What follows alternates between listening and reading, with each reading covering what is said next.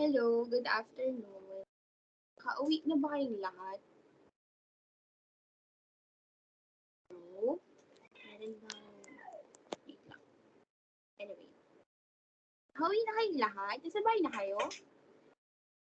Yes, ma'am. Okay. Yung Sige. iba po, ma'am. So, let's start na. So, physical pharmacy. Let's have introduction first. So, anyone can give me an definition of physical pharmacy? Yuri. Ano po, ma'am? For me po, yung physical pharmacy, it uses a concept of physics po, ma'am, in relation to pharmacy po. Okay. So, yung iba.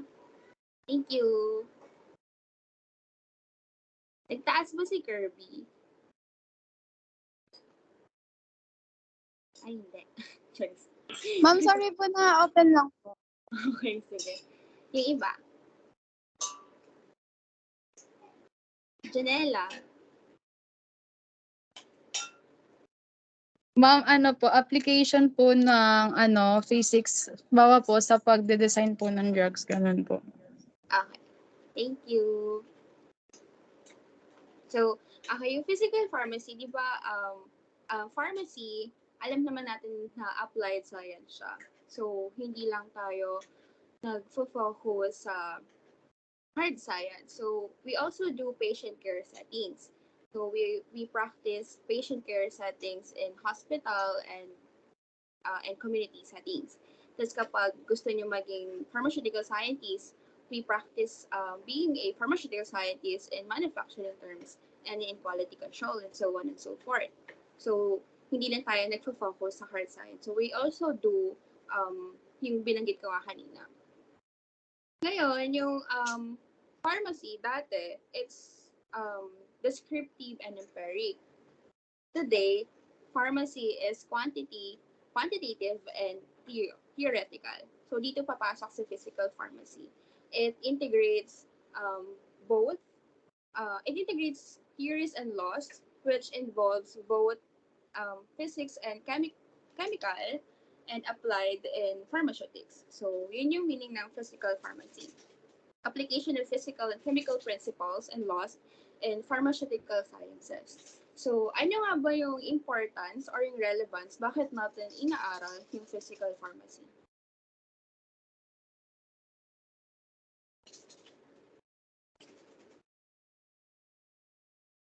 Hello? Ano yung importance? Bakit ba natin pinag-aaralan to? Yes, Yuri. Ano po, ma'am, for me sa akin, kagaya nung sa yung ginagawa natin sa lab, yung mga particle size po, it is important po in drug designing. Tsaka Okay. kung ano po yung mga pwede pa pong gamitin. Tanya. Ayun po, ma'am, parang kay Yuri din po. Tapos, ginagamit po kasi siya as a prediction po sa solubility, stability ng drugs. Okay, very good. So, yun nga, tama naman yung binanggit nyo. Actually, yung explanation ko. Diba, when we use drugs, kailangan natin yung dosage form, yung mga dosage form na tablets, capsules, suspension, solutions, powders. So, before we formulate a drug, kailangan natin i-prepare yung mga yon. Then, dapat alam natin, like, na stabilize yung mga dosage form natin for us to know kung magkakaroon ba siya ng effectivity sa katawan natin and yung mismong use talaga ng mismong gamot. And of course, kailangan natin siyang i-evaluate kung may effective ba siya, like may mga side effects ba or wala. So, yun yung through physical pharmacy, doon natin malalaman kung ano pa ba yung mga dapat nating titignan sa isang gamot. So, yun yung importance ng physical pharmacy. Next is, so these are the topics under physical pharmacy. So hopefully, sana ma-discuss natin siya lahat before mag-finals. Ngayon kasi po forces of attraction lang tayo. Then sa next meeting, gusto ko sana gas law hanggang colligative properties. Pero since nadaanan naman na natin yung colligative properties, isasabay ko na yung isotonicity kasi parang may dalawang meeting na lang tayo, tas finals nyo na. Ganon. So, Yun. So, sana ma-discuss natin siya lahat. Since ginusto nyo to, discuss nyo sa akin. So, sana yun. Yun lang naman. So, forces of attraction. May idea ba kayo? Yan, let's start with that. May idea ba kayo kung ano yung forces of attraction? Yuri! Yan yung mga ano, ma'am. Yung, ayun, intramolecular or intermolecular po ba? Yes, yun. So, yun yung under ng forces of attraction. So, yung forces of attraction is any natural force in the universe that draws one mass towards another. So, alam naman natin na all matter is made up of small units called atoms. Then, yung atoms na yun, merong mga smaller particles, which is tinatawag nating subatomic particles. So, under nun is neutron, proton, and electron carrying a positive, neutral, or negative charge. So, yung nakabase sa charges, yung kanilang attractive forces. So, anong tawag dun sa force kapag opposite charge?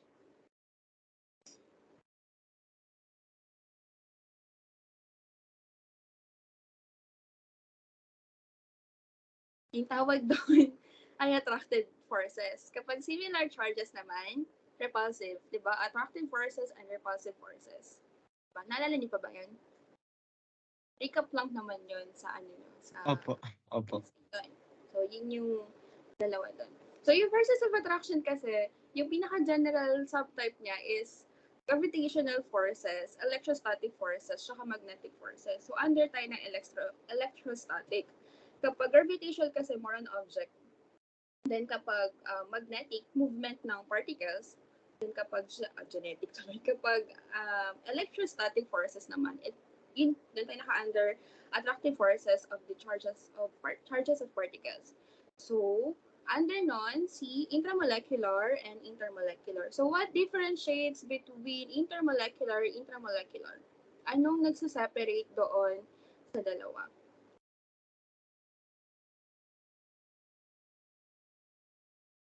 Yes, Yuri. Sige, wait lang. Mag-share lang tayo. Sige, go lang. Sa intramolecular, between two different, ano yun? Two different, basta yun. Tapos yung inter, sa loob lang mismo ng parang, kunyari po ma'am, sa, tawag dito. Basta yun, pag same ano sila, under the same thing, tapos pag intra, magkaiba na po. Or Okay. magkaiba ko na ng pagkakaalala. Okay, kapag intramolecular, it's within the molecule. Intra, ibig sabihin nasa di ba? Example, wait lang, gagano ba to? Wait lang Example, we have water molecule. So, meron tayong H2O. So, ang intramolecular, sabi, it exists between hydrogen and oxygen. So, yung wait lang, yung intramolecular forces. So, yan yung nagbabind within within hydrogen and oxygen. So, kapag intermolecular naman, ano yung nagbabind sa water molecule and another molecule? Ibig sabihin, halimbawa, may water molecule tayo, may H2O, tapos meron tayong isang another water molecule. So, yung ano daw yung nagbabind sa kanila. So, yan. Oo nga, tama na. Ano ba to? Yan. So, ito yung intramolecular. Between two molecules. Ay, mali. Intermolecular pala. Sorry. Yan. Intermolecular. So, yan yung difference ng dalawa. So, within, kapag intra pertains within yung meaning ng intra. Pag inter, between. So, hindi naman siya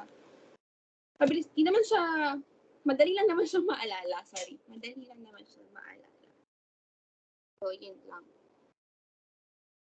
Wait lang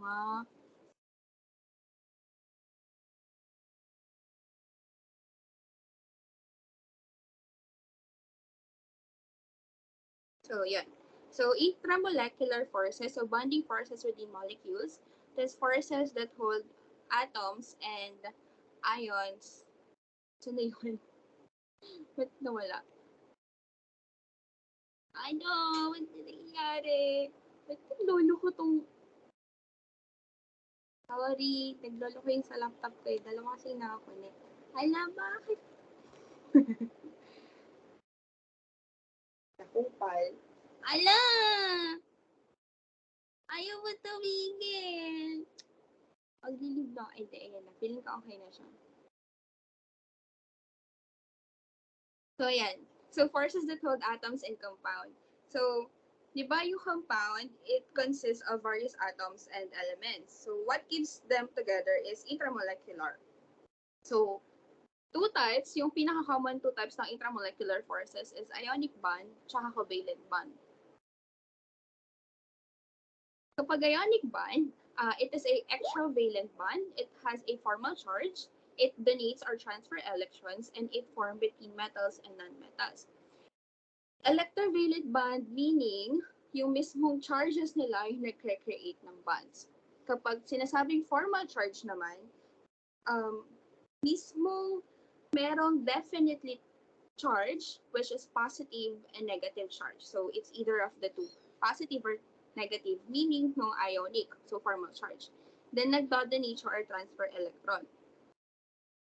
Tapos it's, kapag electron transfer naman, yun yung, di ba kapag, halimbawa ganito, wait lang, or whiteboard ulit tayo.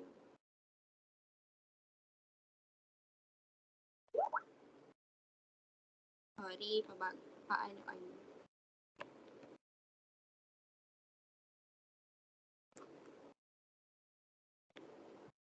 Okay na ba? Nakikita niyo na?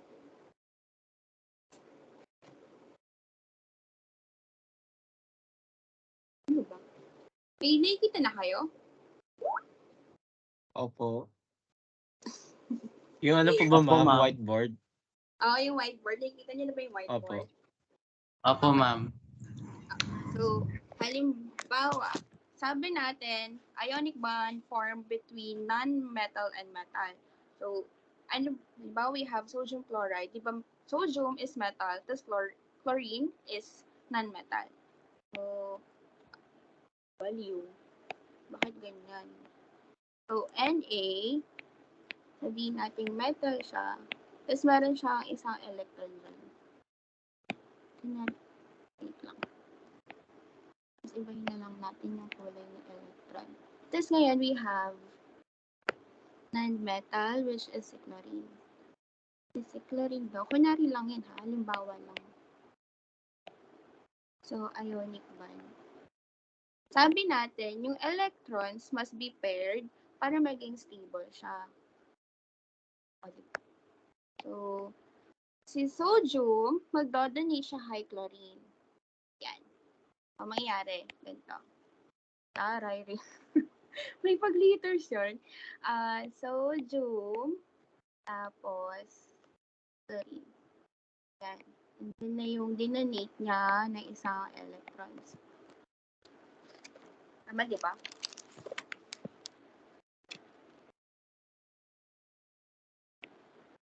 Yan. So, yan yung example ng ionic bond. So, nag-donate si sodium. Kasi, di ba, sabi natin na kapag negative charges is highly attracted to positive charges. So, electrostatic speaking, nagkakaroon ng link between each other based sa charges nila. So, yun nga, electron transfer. So, sino ngayon yung positive? Anong nangyari kay sodium? Between the two, who has positive charge ngayon? Yung sodium po. Okay, very good. Tapos ngayon, si chlorine na yung negative. So, ayan lang yung ionic bond. Yan lang yung example kasi it formed between metal and non-metal. Okay, gets ba? So, tandaan natin na electrons always comes in pair. So, kaya nag-donate si sodium kay chlorine para maging stable sila parehas. Nagigets po ba? Yes po. Sure. Bakit yung iba, yung feeling ko hindi nila nagigets? Or masyado akong mabilis? Masyado ba akong mabilis?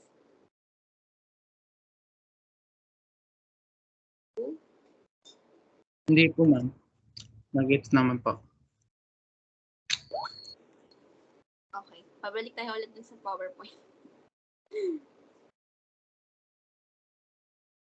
Wait lang ah. Sorry. Nakikita niyo na ba? Yes po, ma'am. Ay, okay. Sa akin lang pala mabagal. Ito naman siya. Anyway, covalent bond. So another type is covalent bond. So it forms between atoms with a small difference in electronegativity and is a sharing of electrons.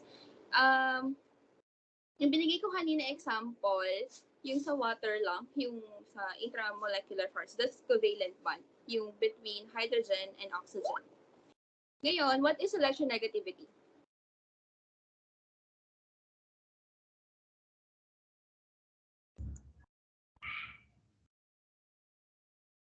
Hello. What is electronegativity? Ma'am, it is the tendency of an atom to to get the electrons. Okay. So, inga. So, it's ability of an atom to attract or pull electrons to itself. So, ibig sabihin, the more electronegative the molecule has, the higher the chances na maghahatak lang siya ng mga electrons. So, halimbawa, si carbon and oxygen, they are both electronegative. So, pero sa kanilang dalawa, sino yung mas electronegative?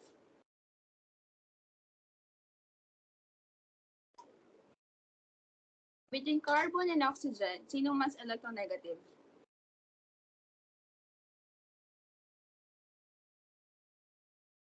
Uy, sinong dalaw sa dalawa doon? Kakagaling nyo ng orgmed. Si carbon po, ma'am. Si oxygen, day. Si oxygen, kasi di ba mas madami siyang mas madami siyang, ang tawag dito, electrons kaysa kay carbon, di ba? Ayaw nga pala. So si carbon, whenever they bond, laging nag-share si carbon kay oxygen. Like siya yung kawawa. Okay, between carbon and hydrogen, sino mas electronegative?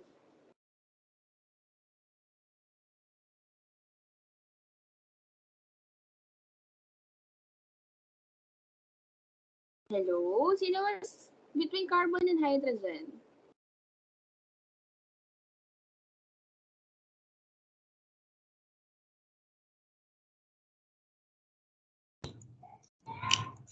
Ano po, ma'am? Si carbon. Okay, tama. Kasi mas madaming electronegative siya. Siya yung nakahatak ngayon kay hydrogen. So, ganun lang yung meaning ng electronegativity. So, doon din umiikot si covalent bond. So, sharing of electrons between nuclei of the two atoms.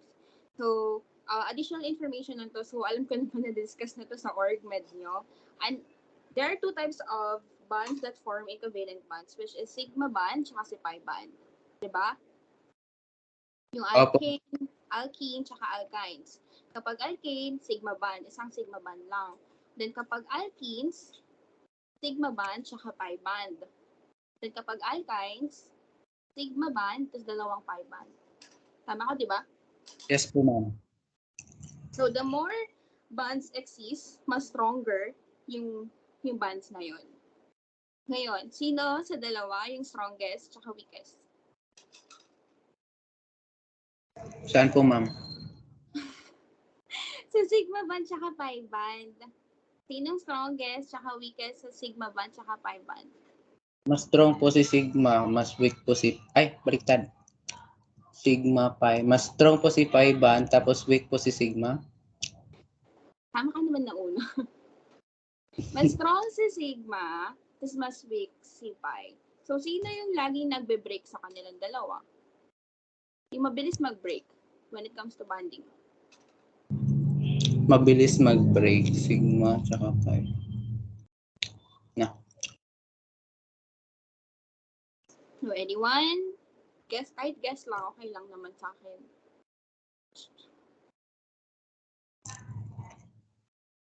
Di nyo pa ba di napag-aralan yun, sumasagot si Soren eh.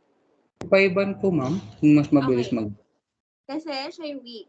So, yun lang. Doon na umiikot yung covalent bond. Yung example ko kanina na water molecules. So, covalent bond form between non-metals tsaka non-metals. Okay. Naiintindihan po ba?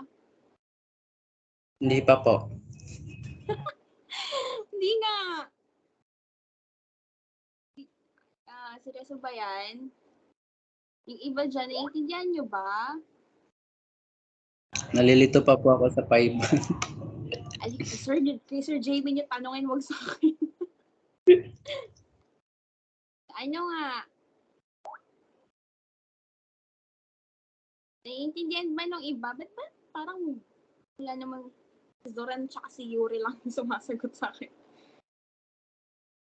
Okay, sige. Let's proceed to intermolecular forces. So, kanina yung example natin is two molecules. So, forces between molecules are ions and influence their properties. So, molecular polarity gives rise to the forces of attraction between molecules. So, ibig sabihin lang nun, a molecule tends to be attracted to another molecule because of their polarity.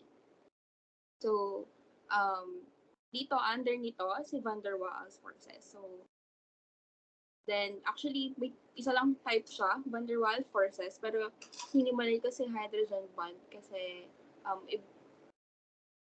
under siya ni dipole-dipole. So, anyway, so yan.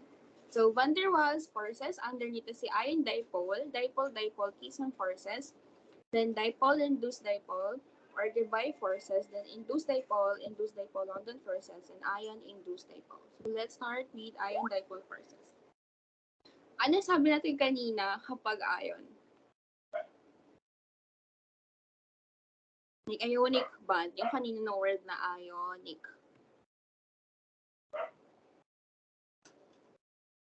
Transfer po ng electron. Ay, so, ano po? Nagpa-transfer po ng electron from Okay, other pa. Ma'am, ano po, bond of metal and non-metal atoms. Okay, ano pa?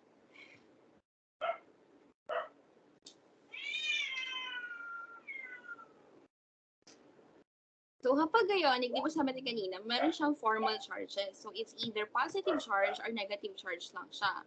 So, kapag dipole naman, partially charged lahat ng dipole. So, partially charged positive, partially positive charges, tsaka partially negative charge, or like negative partially. Basta something ganun, partially lang siya, hindi siya yung literal na buong positive and negative charge. So, halimbawa, nilagay natin si sodium chloride sa tubig. So, isipin nyo yung molecule with dipole moment, that's water. So, yung kulay green is si oxygen, then si blue-green si H. Kasi di ba oxygen is negative, positive si H. Ngayon, nilagay natin si sodium chloride sa water. What process undergoes sodium chloride? Anong tawag sa process na yun? Kapag nilagay natin sila sa water niya, nagkaroon ng heat.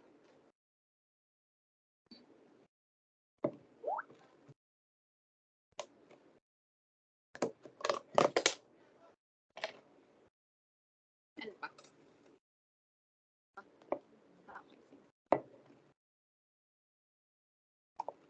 Hello? Ma'am, Oh, dissolution po ba yan? okay. Hindi. Other term. Yung iba dyan, ginagawa niya ba na Yuri, anong term kapag nilagay mo yung sodium chloride sa water?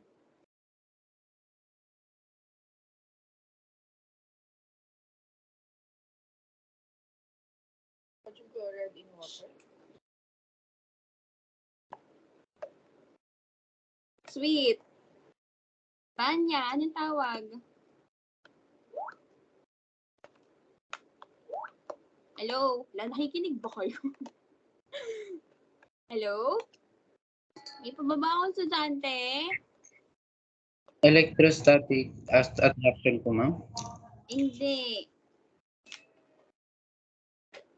Ala, hindi pa ito No, may- diniscuss ni Ma'am B. Magbe-break po yung band, ma'am. Oo nga, anong tawag dun sa kapag nagbe-break yung band? Hydrolysis. So, sabihin ko na. Dissociation. Yun yung naghihiwalay sa sodium and chloride. So, parang nangyayari, nagiging third party si water, di ba? Kaya nagkakaroon ng cation and anion. Dissociation yung term doon. Hindi naman ako galit pag kayo magalit. Feeling ko sa boses ko. Anyway, yun yung process na nag-undergo with sodium chloride and water. So, remember, cation is a positive charge and an ion is a negative charge. So, si sodium na positive charge, ma-attract siya ngayon kay partially negative charge na si oxygen, and the same with chlorine na ma-attract siya kay water. Kay hydrogen. So, yun yung nangyayari sa ion dipole forces. Okay, nagigets po ba? Gets na po, ma'am. Yung iba dyan, Riza, Doreen, okay ba? Naintindihan nyo ba? Ang hirap naman Yes po, ma'am. Seryoso ba yan? Opo. Okay. Sige, sabi nyo eh. Pag ako nagpa-exam mamaya, wala kayong tutunan, lagot kayo sa akin. Charis, walang quiz. Wala kang ginawang quiz. So, next is dipole-dipole. So, other term nito is Keesum. So, it is named after Wilhelm Hendrik Keesum. Then, orientation yung tawag sa forces niya. So, interaction between permanent dipoles with polar molecules. So, yung 1 to 7 kcal niya, ang tawag doon yung energy that keeps them together. So, 1 to 7 kcal per mole. So, yung pinaka-example nito, yung ginawa natin kanina kay yung intermolecular, yung water, tas may water, tas water molecule. Ganun yung example niya. So, yun lang yung dipole-dipole. Kasi, di ba, partially, sabi nga natin kanina, partially charged si water. Polar siya. Di ba? Polar, tas non-polar. Ano ba yung mga polar natin na example? Can you give me one? Polar molecules. Halimbawa si water. Polar yan. Alcohol po, ma'am. Hindi. Anyone? Bustero. Ala, kayo, di ba kayo orgmed? Polar. Fiona, Santiago. Ethanol, ma'am. Okay, ano pa? Sulfur dioxide po. Ammonia po. Okay. Yun, water, sulfur dioxide, ammonia, yun yung mga polar natin. Ano naman kapag non-polar? Carbon dioxide po. Sino sumagot? Enrico? Opo. Nitrogen po. Nitrogen. Okay. Yung mga non-polar natin, halogens. Alam niyo ba yung mga halogens nyo? Uy, alam niyo ba yung Yes mga po, halogens? ma'am. Yung son Okay. po. Yung mga diatomic. Diatomic, alam niyo ba yung mga yon? Oxygen 2, H2, lahat ng 2. Chlorine. Ewan ko lang chlorine. Chlorine ba kasama? Chlorine, fluorine, yung mga ganyan. Yun yung mga non-polar natin. Tama ba yun? Tumawil kayo dyan. So, yung dipole-dipole, yun yung best example natin yung water molecules sa water molecules. So, yung oxygen doon, nagbaband siya sa another hydrogen ng water molecules. So, yun yung example natin kanina. So, next is dipole-induced dipole. Other term niya is Debye forces, named by Peter Debye. Electrons are in constant motion. So, attraction that develops between polar molecule and a non-polar molecule. It has induction effect. Then, yung energy na para mag-keep them together is 1 to 3 kcal per mole. So, normally, di ba, sabi dito, dipole-induced dipole. Normally, yung mga diatomic molecules, like oxygen, ito example niya. Wait lang. Hindi ko siya mabibilog eh. Wait lang ah. Stop presenting lang ako. Tapos dito ako siya i-present.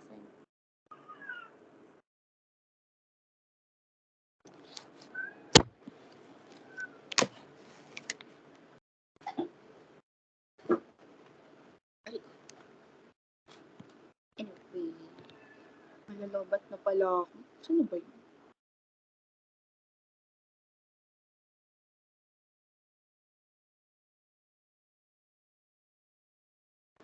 Lobat na yarn. Saan na siya? Yan. So, yan. So, di ba sabi natin kanina, yung mga non-polar molecules is, alimbawa niya is diatomic. So, example, si oxygen. They exist in its free state. So, once, yan. So, yan. They exist in a one free state. So, kaya lagi siyang O2. Kaya lagi din siyang stable and they are non-polar. So, the amount na nagsisirculate doon sa oxygen, they are symmetric. Pero sabi natin kanina, the electrons are in a constant motion. So, gumagalaw siya. Hindi lang siya like nakasteady dyan. So, yung electrons gumagalaw, yung mga ibang electrons na pupunta sa left, yung iba na pupunta sa right. So, in that way, in that process, nagkakaroon ng attraction sa ibang molecules. So, sa dipole-induced dipole, halimbawa, si water, dumating siya, then, di ba partially negative and partially positive siya kasi it's a polar molecule. Tapos, ngayon, si oxygen na to, itong oxygen, sabihin, this is oxygen 1. Ito si oxygen 2. Yung si oxygen 1, yung mga charges niya na pupunta kay oxygen 2. Nagkakaroon ng repelled attraction. Repelled forces. Kasi, nagbabind siya kay oxygen. So, yun. Yun yung dipole-induced dipole. Naintindihan niyo po ba? So, parang nagkakaroon lang ng minor changes sa charges, pero significant siya na enough to cause an attraction. So, example nito is yung oxygen sa water. Yan nga, oxygen sa water. So, yung sa tubig, sa isda, kaya nabubuhay yung isda sa tubig. Yun pala yung example ko. Yun. Okay na ba? Yes po, ma'am. Okay, naiintindihan ba? So, sige Opo. na tayo. So, next is induced dipole. Other name is London dispersion forces. So, it named after Fritz London dispersion effect. No dipole exists, exhibited by non-polar molecules, and its energy is 0.5 to 1 kcal per mole. So, non-polar molecules yung yung pinaka sa London dispersion. So, example ay ito. Yan. So, halimbawa, this is both non-polar, di ba? So, sabi natin, kapag yung mga di ba sabi natin kanina, yung electrons gumagalaw in a constant motion.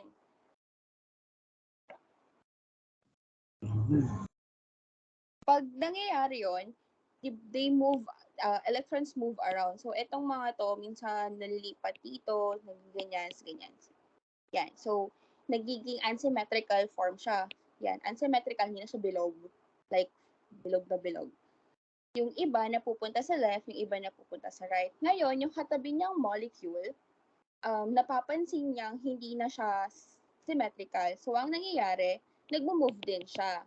Kaya, nagkakaroon ng attraction sa kanilang dalawa kasi napansin niyang nag-move tong isa, tapos mag-move din siya. Like, ayaw niyang dumikit dun kunyari, kay A1. Ayaw niyang dumikit kay A1 kasi ayaw niyang magkaroon ng attraction between each other.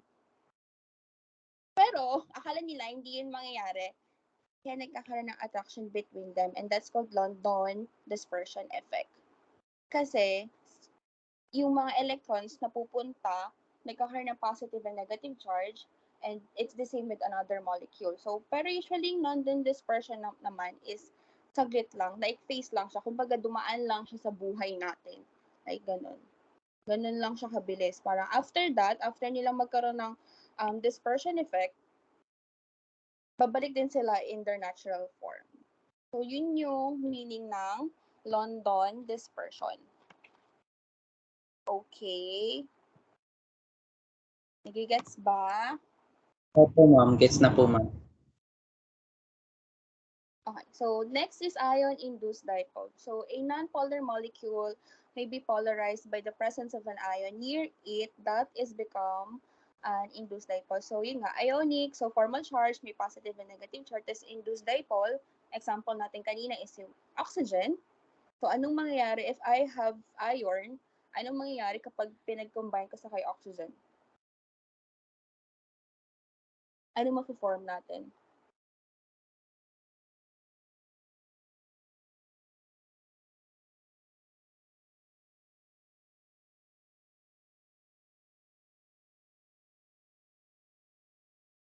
Low.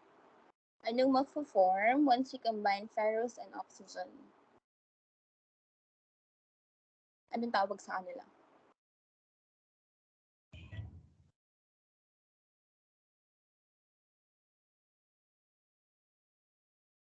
Uy, ala nga! Anong tawag sa kanila?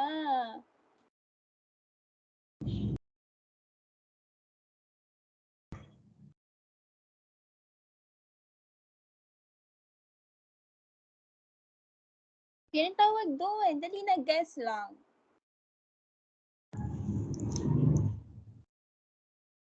Anong Fe plus oxygen? Anong mafo-form natin?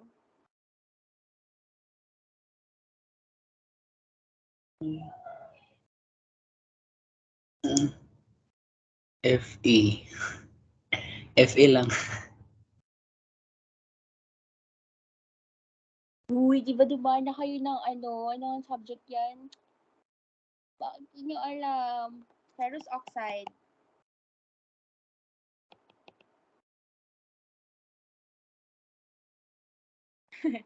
So yan, ferrous oxide, yung mappo-form natin kapag pinagsama natin yung ferrous at oxygen.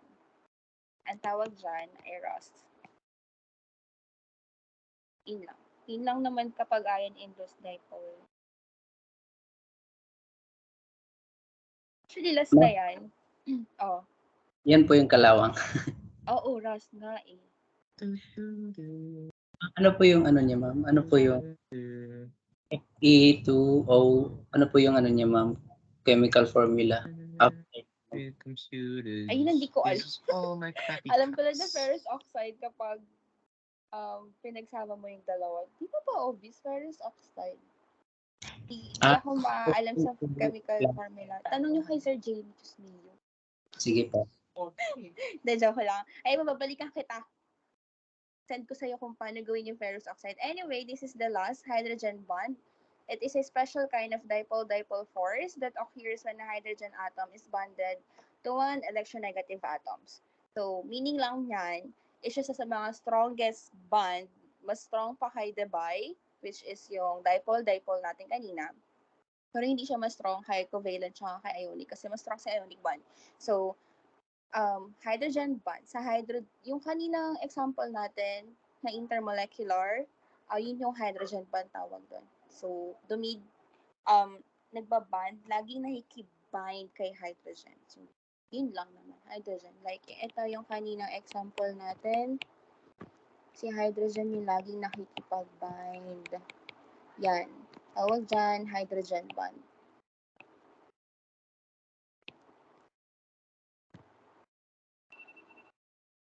Yun lang. So, yun lang for today. May tanong po ba? Or masyado ba ako mabilis? Ano yun?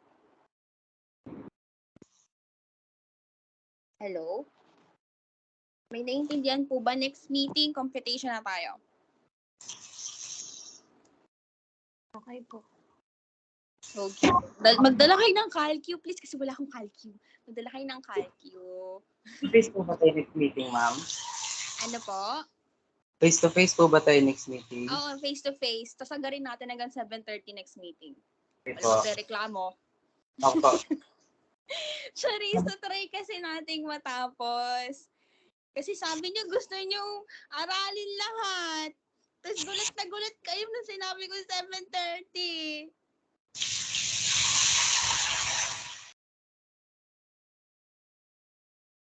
Try lang natin. Gusto ko lang kasi matapos hanggang isotonicity kanina, di ba? Kasi gas loss, dadaanan lang naman natin yung states of matter. Tapos pinaka-focus talaga kasi dapat gas loss. Then, yung colligative properties. Yun yung pinaka-importante kasi sa physical pharmacy. Colligative, gas loss, yung pH and buffer. Alam nyo, areology, yung non-Newtonian, tsaka Newtonian. Alam nyo ba yung mga yun? Ma'am, yung iba lang. Under ng non-Newtonian, tsaka, tama ba ako? Tama, Newtonian. Viscosity. Dapat pala, diniscuss ko na lang sa inyo nung lab.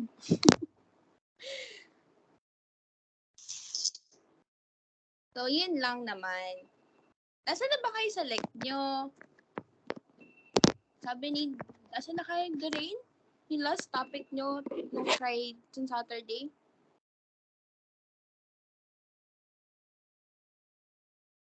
Doreen?